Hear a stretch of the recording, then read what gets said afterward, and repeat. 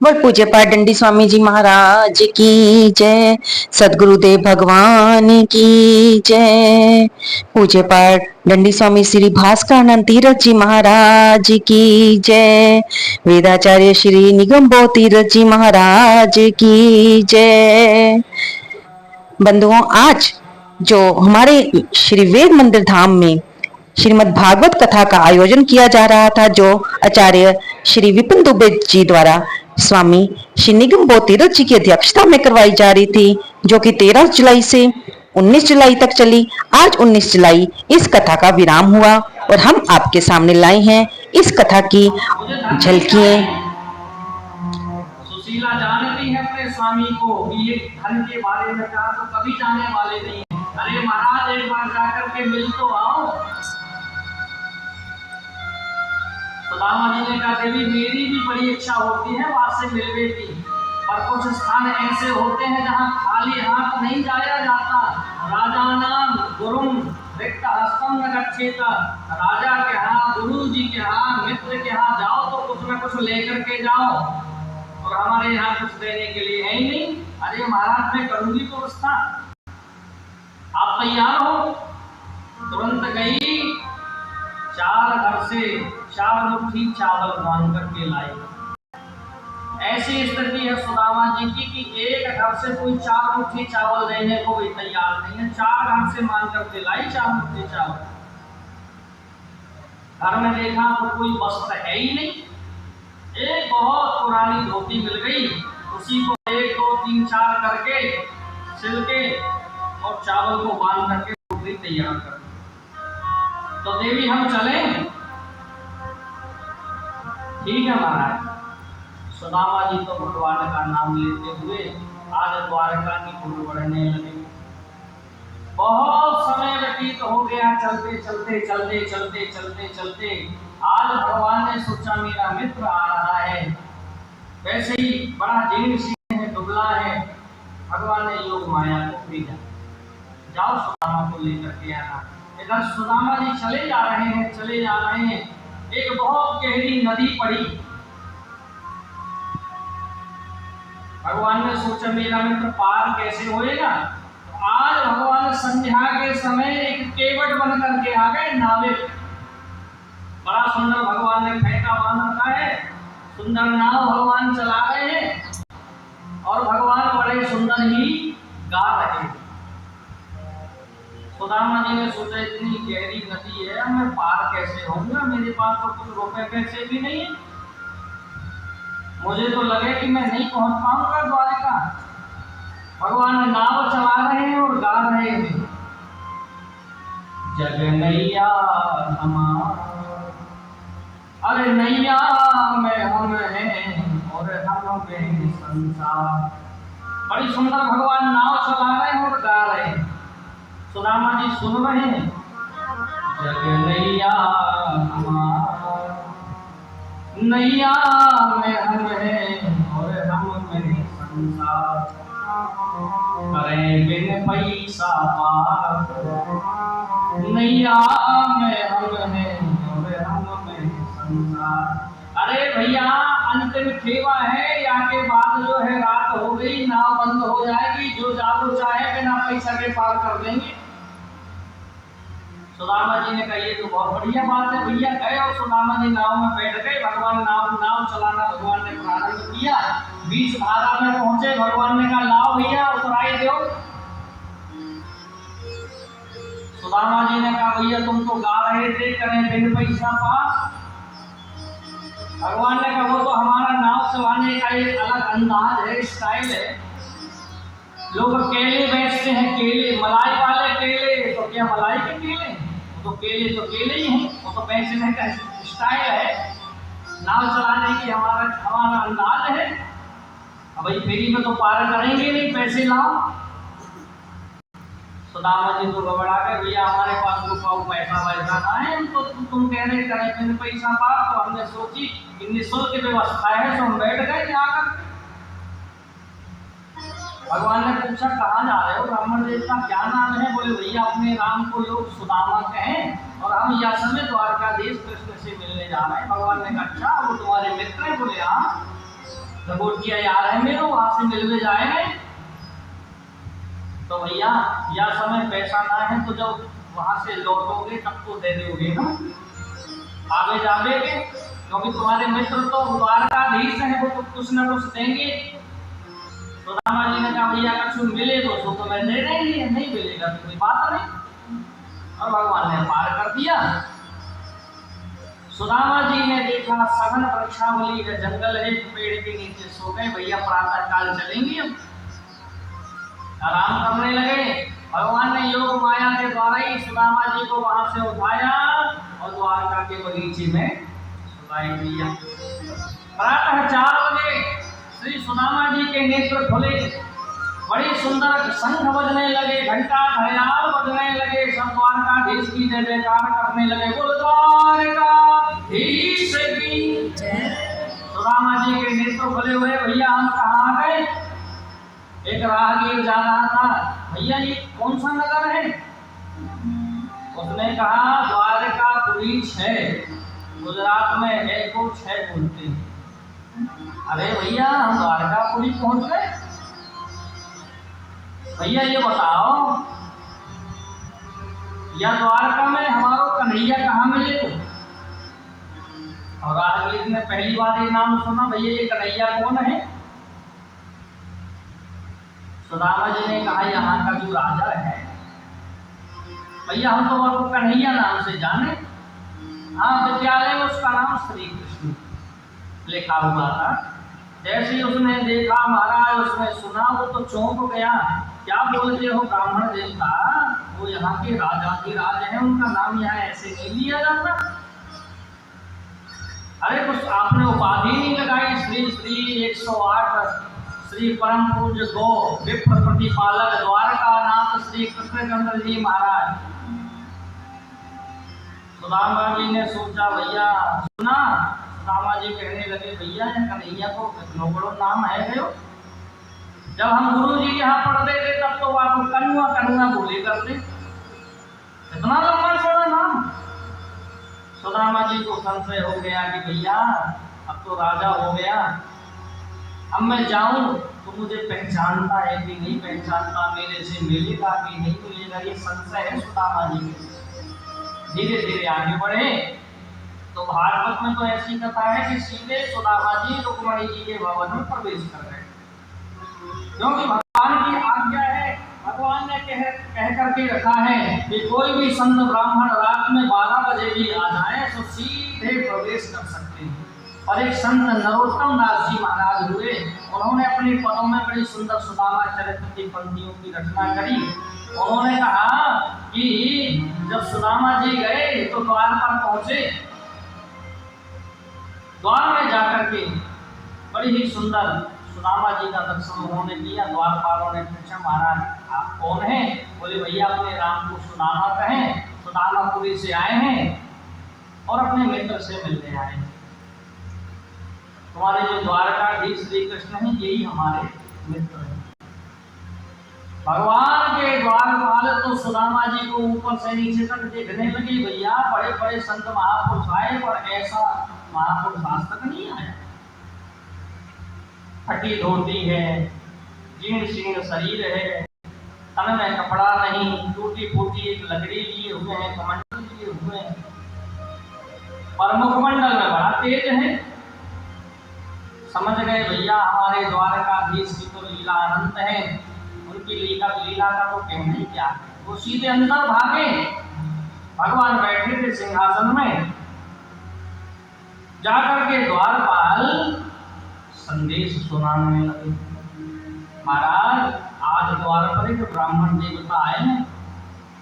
कैसे हैं? बोले शीश पगान जगान पे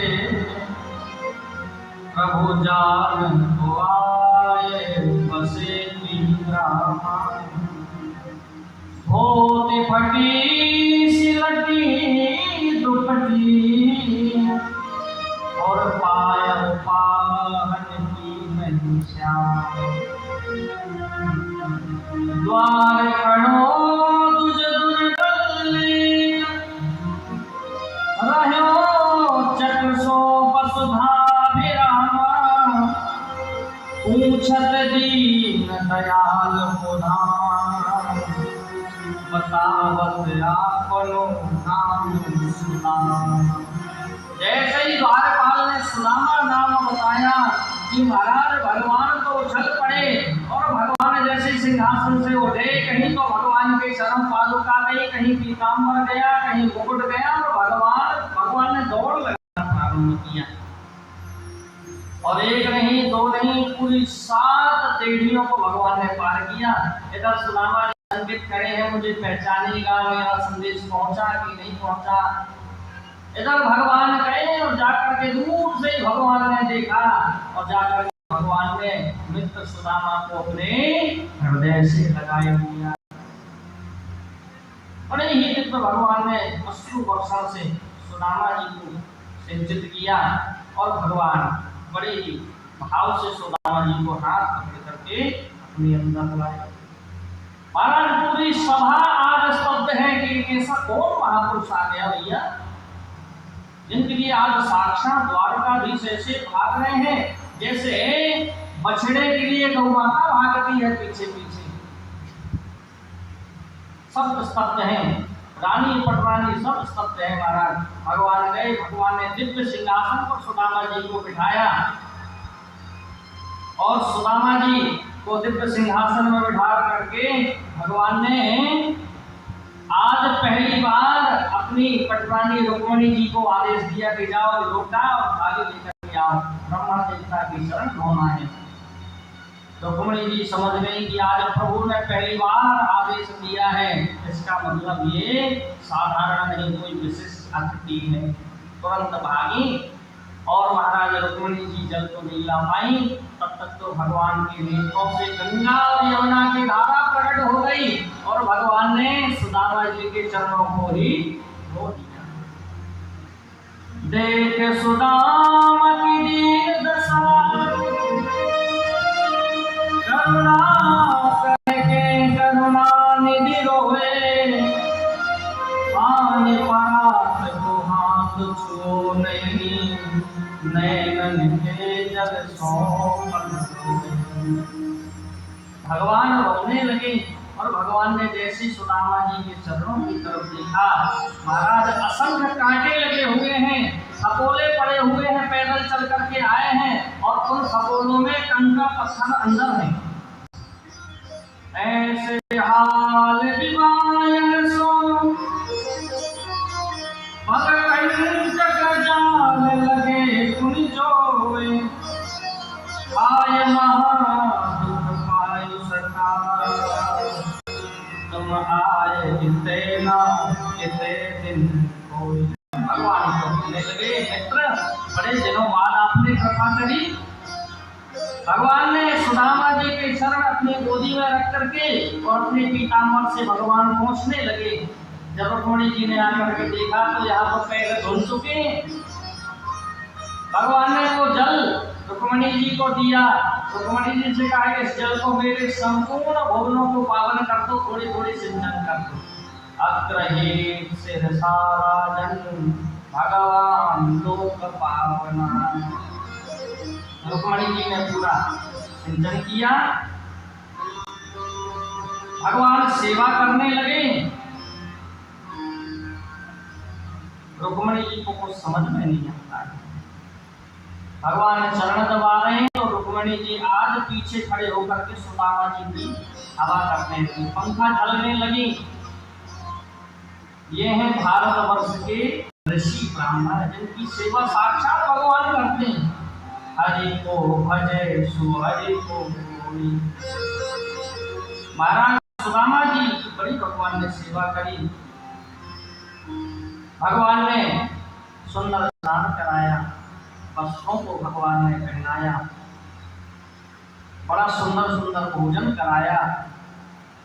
आराम के लिए भगवान ने अपना निजी पलंग जिसमें भगवान शयन करते थे वो दिया।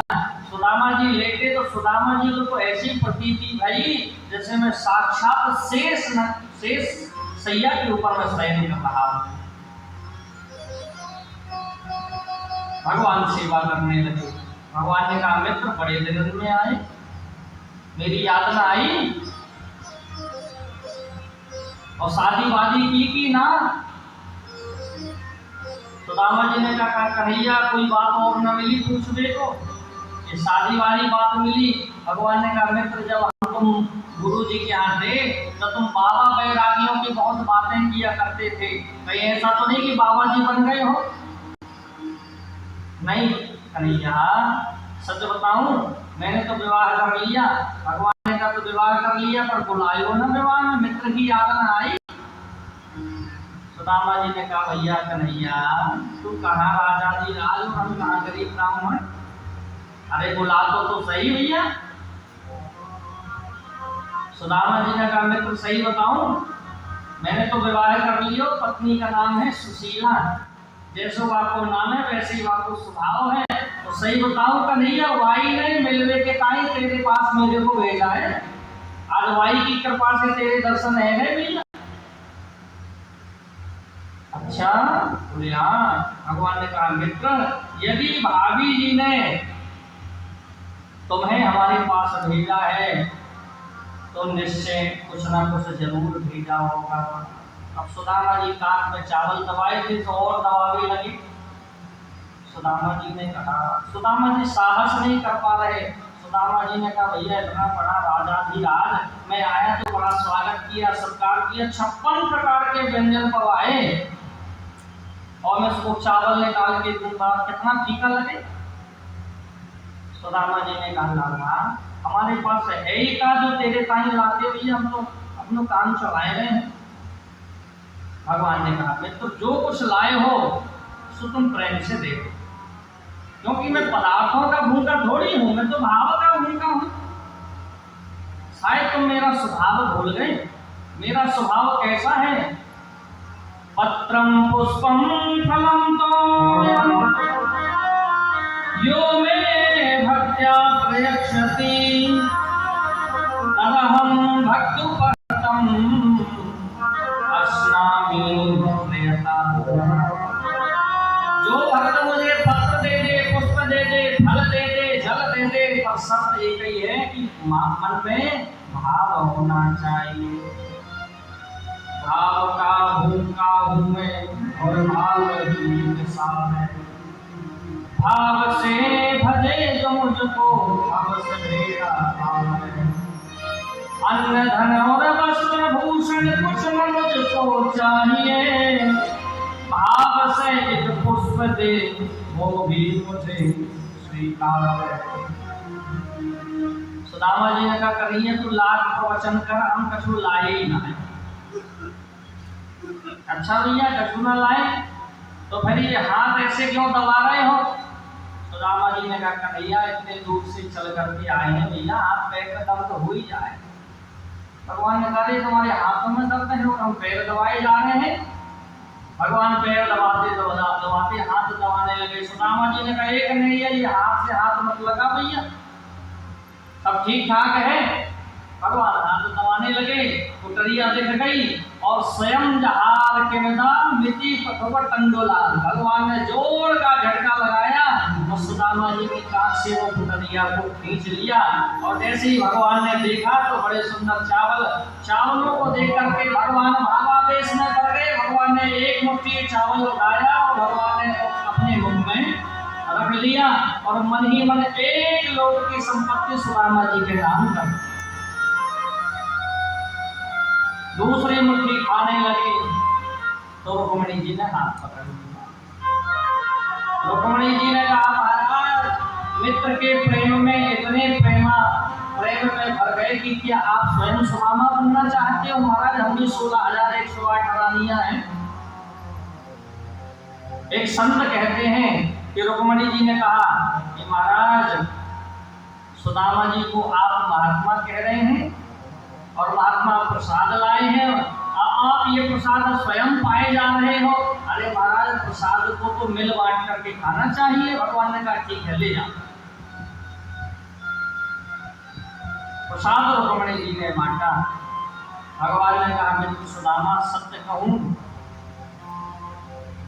मैंने प्रसाद तो खूब पाया पर गिनती के भक्त हैं जहां मुझे आनंद आया।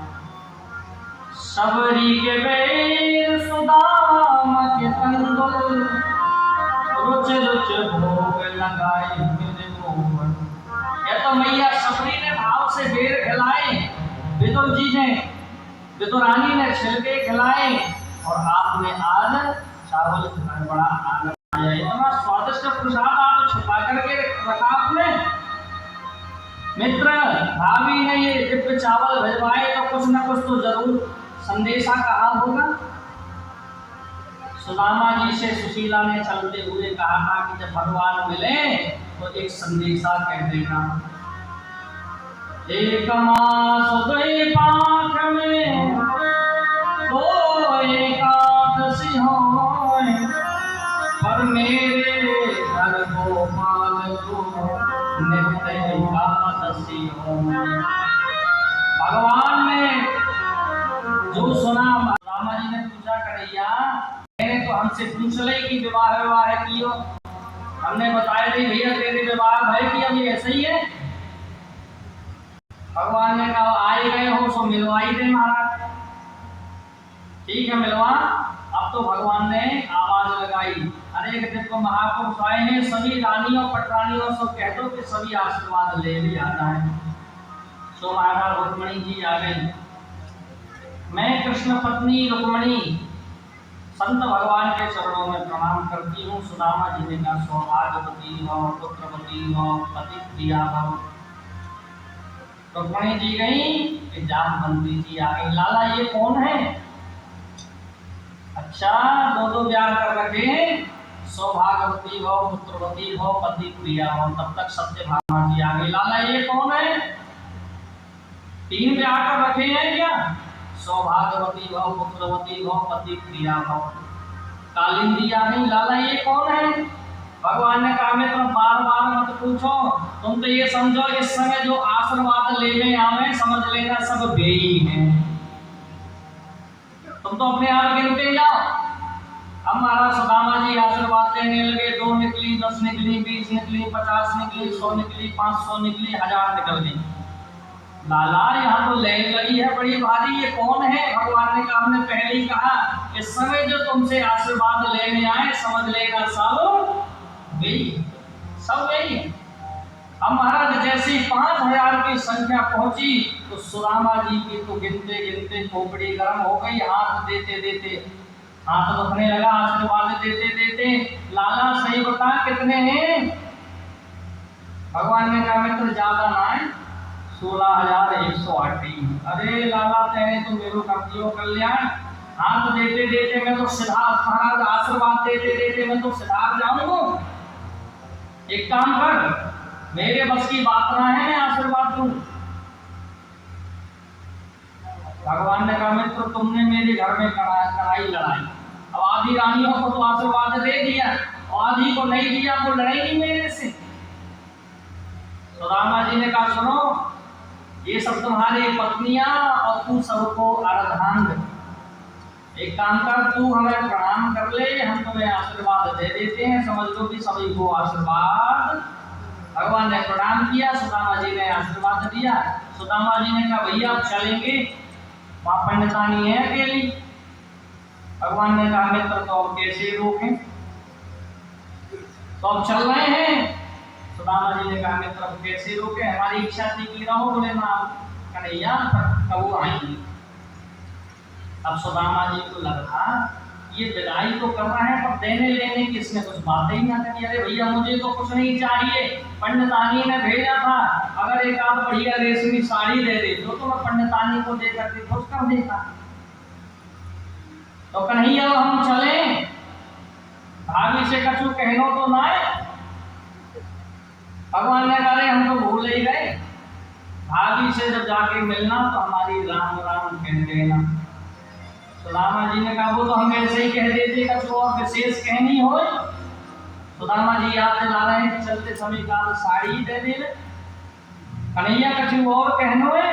भगवान ने कहा भैया हम तो भूल ही गए, इस बार तो तुम अकेले आए हो, अब जब दोबारा आना तो भाभी जी को संग में लेकर के आना। सुदामा जी समझ गए ये कछु फूटी कौड़ी देवे वालों ना भैया।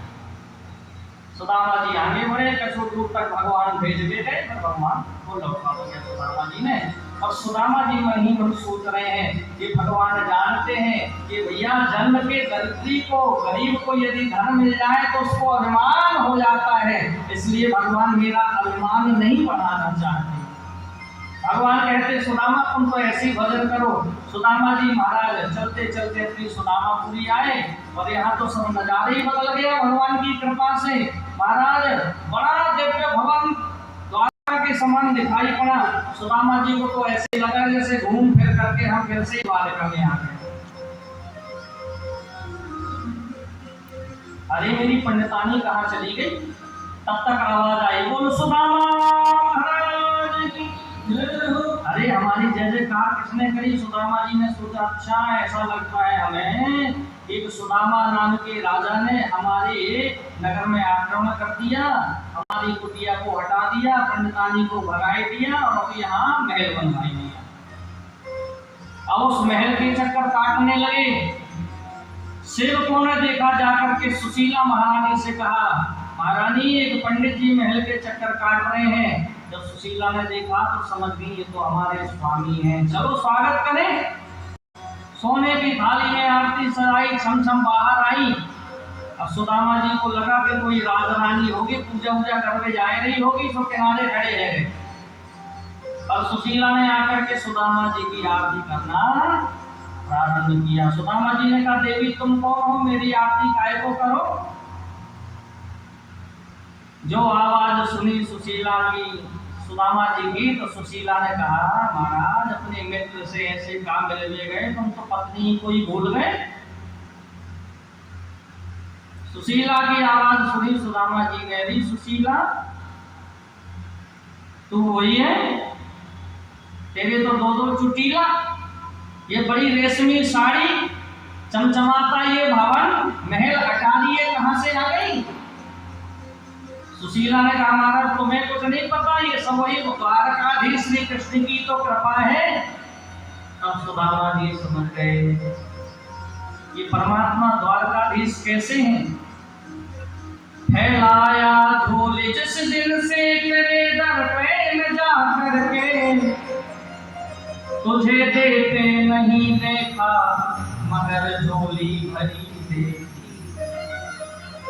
मेरा कन्हैया वास्तव में घनश्याम है, जैसे बारिश मेघमंडल रात में आकर के बारिश कर जाते, हम सोते ही रहते हैं, ऐसी भगवान तब कृपा करते हैं, ये हमको स्वयं मालूम नहीं होता। सुदामा जी ने कहा, देवी तुम्हें धन की लालसा थी तो महलों में रहो, मैं तो जंगल जाऊं भजन करूंगा। भगवान प्रकट हो गए। भगवान ने कहा, सुदामा तुम इसी भवन में रहो और मैं आशीर्वाद देता हूँ, तुम्हारा भजन ऐसे ही उत्तरोत्तर बढ़ता रहेगा। और ऐसे भगवान ने सुदामा जी के ऊपर कृपा करी।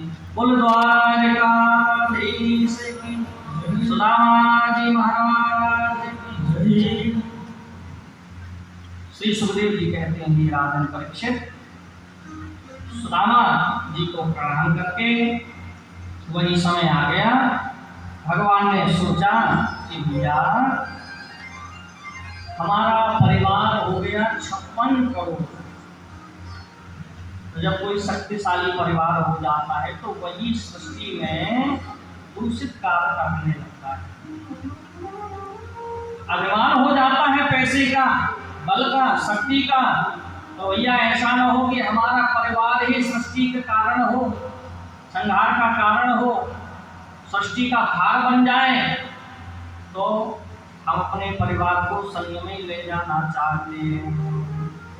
आज भगवान ने संकल्प किया कि तुरंत अयोध्या के बगीचे में संतों की मंडली आ गई। बड़े सुंदर सुंदर संत हैं। भगवान ने जाकर के स्वागत किया, भोजन पानी रहने की व्यवस्था भगवान उन संतों की स्वयं जाकर के कर। संत भजन करने लगे। पर यदुवंशी बालक बड़े ही शैतान थे भगवान के। वो आए, उन्होंने कहा देखो इन महात्माओं को कोई काम तो है नहीं, खीर मालपुआ रबड़ी खाते हैं और राम राम करते हैं, बस इतने काम है, इनकी परीक्षा ले। तो एक महाराज जाम्बवती नंदन सांब, जाम्बवती का पुत्र जिनका नाम है सांब, वो बड़े ही सुंदर हैं, देखने में लड़की जैसे हैं, बच्चों ने क्या किया, सांब के पेट में कपड़ा बांध दिया और उसको लड़की बना दिया महाराज। और सब यदुवंशी बालक जाकर के महात्माओं को प्रणाम करने लगे, महाराज जी प्रणाम। महात्माओं ने कहा आओ आओ बालकों, कैसे आना हुआ? द्वारकाधीश ठीक है? बोले महाराज सब बढ़िया है, कैसे आना हुआ? बच्चों ने कहा महाराज ये हमारी भाभी जी आपसे कुछ पूछना चाहती। अब है वो बालक, पेट में कपड़ा बांधा, लड़की बना दिया। संतों ने कहा क्या पूछना है? बोले महाराज ये भाभी जी का प्रश्न है कि हम इस समय गर्भवती हैं, महाराज और बेटा होगा कि बेटी होगी? संतों ने कहा तो अभी बता ही देते हैं।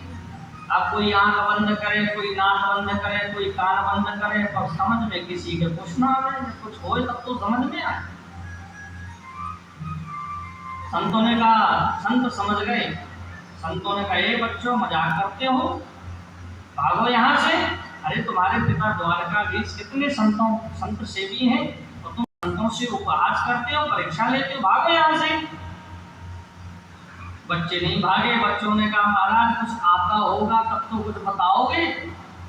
बैठे थे दुर्वासा महात्मा, क्रोधित हो गए। दुर्वासा जी ने कहा यहाँ मैं बताता हूँ। जनयस्य ते मंदार मुसलम कुलनाशनम, तुम्हारी भाभी के पेट से ना बेटा होगा ना बेटी होगी, ऐसा मूसल पैदा हो जाएगा जो संपूर्ण विश्व का ही नाश कर देगा।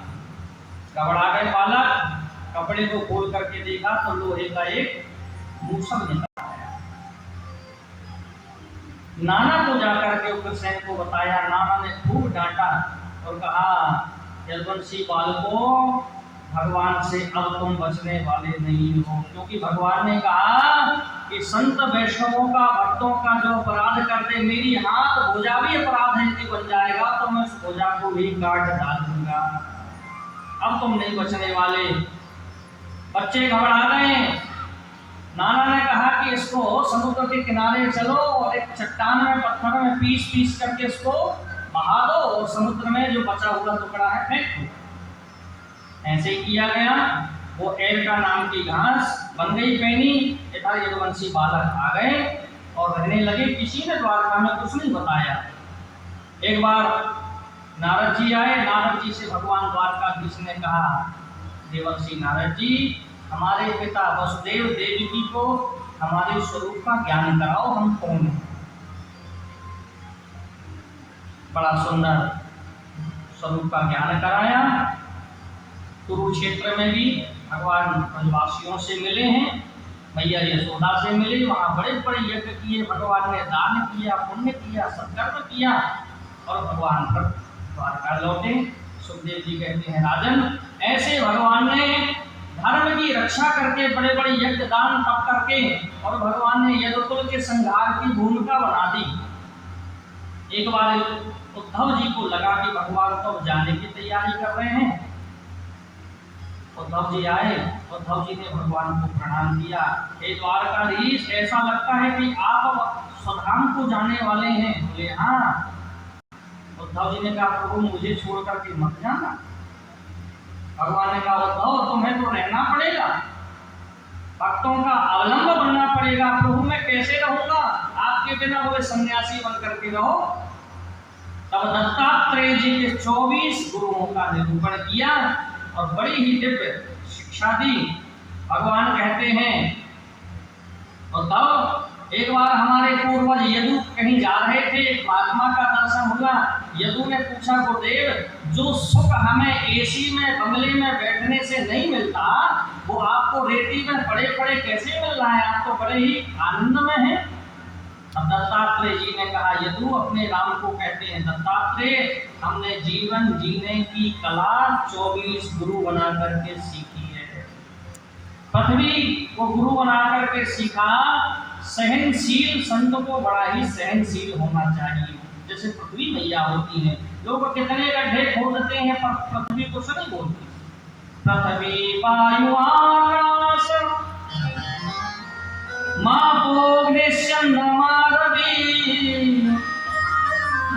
महाराज, आकाश को गुरु बना करके हमने सीखा कि सर्वत्र उसकी सत्ता विद्यमान रहती है।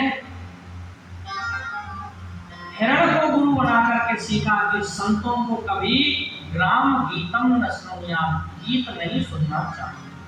हाथी को गुरु बना करके सीखा कि सन्यासी संतों को कभी भी लकड़ी की स्त्री का भी स्पर्श नहीं करना चाहिए। पिंगला नाम की वेश्या को गुरु बना करके सीखा कि कभी किसी से आशा नहीं करना चाहिए, आशा कभी पूरी नहीं होती। ऐसे 24 गुरुओं का निरूपण किया। सुखदेव जी कहते हैं कि राजन परीक्षित, भगवान तो दिव्य हैं और भगवान की कथाएं भी बड़ी दिव्य हैं। वही समय आ गया यदुकुल के संहार का। भगवान ने तो दिव्य उपदेश दिया, उद्धव जी को बद्रीनाथ भेज दिया।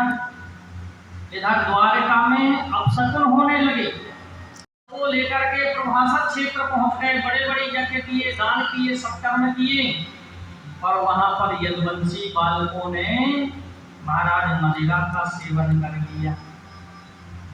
एक दूसरे लड़ने लगे, झगड़ने लगे, और इतना भयंकर विशाल युद्ध छिड़ गया कि चतुःपंचावशेषता 56 करोड़ यदुवंशी एक दूसरे को मारने लगे, काटने लगे।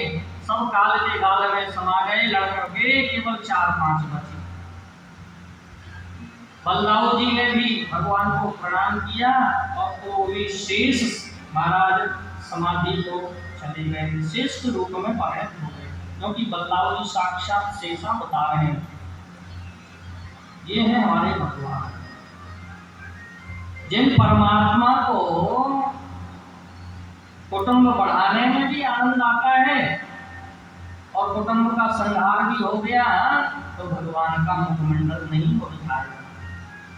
भगवान एक पेड़ के नीचे बैठ गए और भगवान आराम करने लगे। एक भगवान के चरणों में मणि है। एक बहेलिया ने देखा, हिरण की आंख समझ करके उसने जोर का बाण चलाया, वो बाण आकर के भगवान के चरणों में लगा, रक्त बहने लगा।